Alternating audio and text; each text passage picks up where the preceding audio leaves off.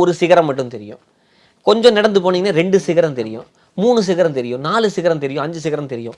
என்ன ஒரு சிகரம் ஏகன் நான் ஒருவன் தான் கடவுள் அப்படின்னு சொல்லி ஒரு கடவுள் காட்டுறாரு. 2ஆக இருக்கு.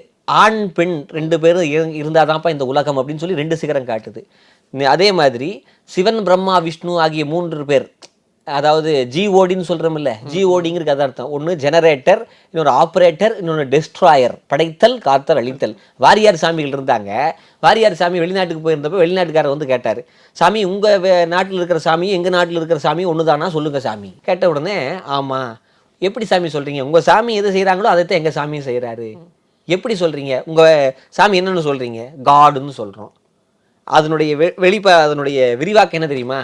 எங்கள் சாமி செய்கிற வேலை தான் உங்கள் சாமியும் செய்கிறாரு. படைத்தல் காத்தல் அழித்தல். ஜி என்னது? Generator. O operator. D destroyer. அதே மாதிரி அந்த திருவண்ணாமலை கோயிலுக்கு போய் பார்த்தீங்கன்னா